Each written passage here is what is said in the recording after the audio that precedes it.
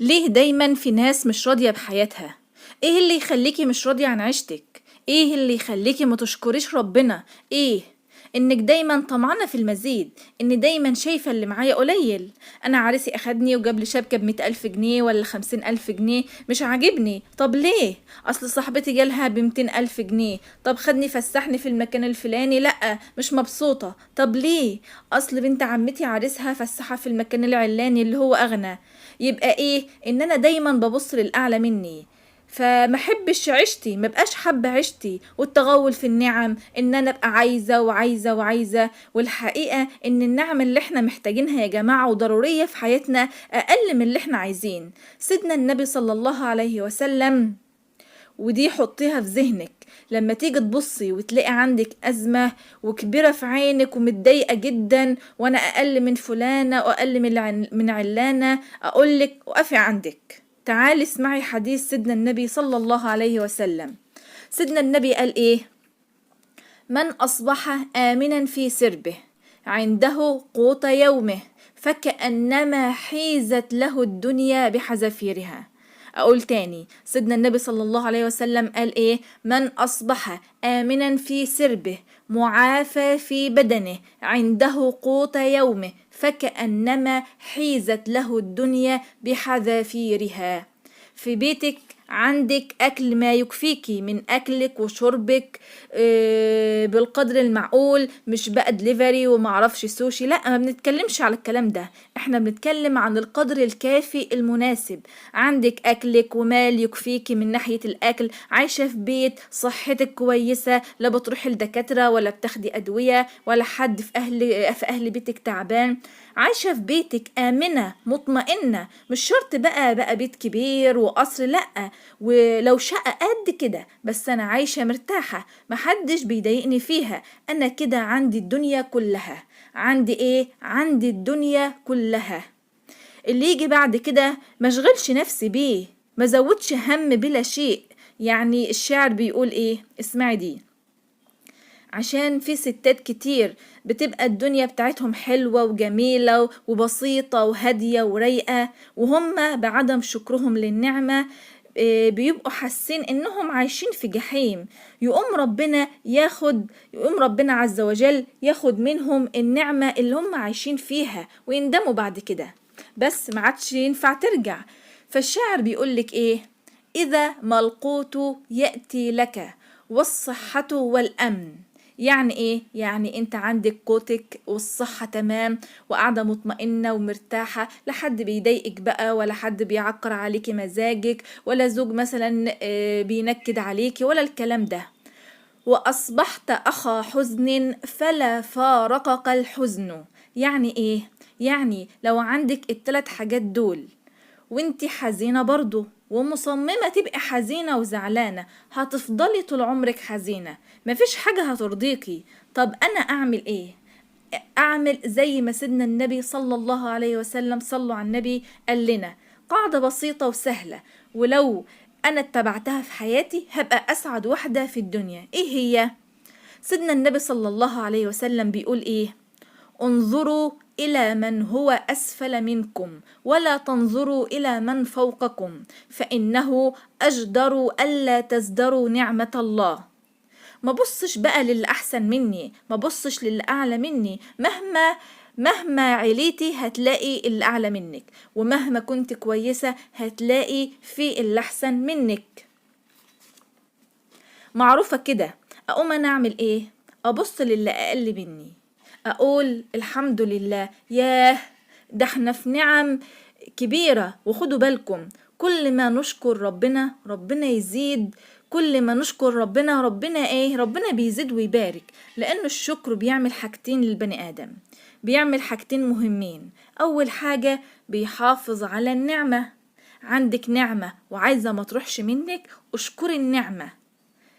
بيحافظ على النعمة وبس؟ لأ، ده كمان يزيد ويبارك. عندي بال بسيط وراضية ومبسوطة ومقتنعة، ربنا يزيد ويبارك. فتحت مشروع وبكسب مال بسيط ومرضية وفرحانة الحمد لله، يزيد ويبارك. زوجي راجل صالح وكويس وبيعاملني احسن معاملة، وانا بشكر النعمة دي بطاعته وبرضاه وبكل حاجة. ربنا يهدهولي اكتر واكتر، واولادي كمان ربنا يهدهم لي اكتر واكتر. يبقى ولئن شكرتم لازيدنكم. حبيت ابدأ معاكم البداية دي علشان ان احنا نشكر ربنا ونفكر نفسنا بالنعم ربنا الكتيرة اللي علينا، ونقول الحمد لله والشكر لله. دي الصورة اللي بعرضها دي كانت صورة الفيديو اللي قبله، عملت معاكم المكرونة بالبشاميل، وكان فيديو حلو جدا ومفيد، اتمنى اللي ما شافش الفيديو يشوفه. وتعالوا بقى عشان هعمل معاكم النهاردة وصفة حلوة جدا جدا، وهي الفطير المشلتت، وهقول لكم على كل الاسرار. اول حاجة هنجيب اسرار نجاح الفطير، يعني هقول لكم تعالوا كده معايا. بسم الله الرحمن الرحيم. اول حاجة هجيب الدقيق بتاعي، هنخله كويس جدا، والدقيق اللي انا استخدمته هو دقيق متعدد الاستخدامات. بعد ما نخلته هجيب حوالي كوباية مية دافية، هضيف لها حوالي 2 ملعقة كبيرة من السكر وملعقة صغيرة من الملح، واقلبهم كويس في المية بالشكل ده لحد ما يدوبوا تماما. والمية ما تزوديش المية من اول مرة، هنضيف المية بالتدريج علشان كل نوع دقيق بيختلف في كمية المية اللي بيحتاجها.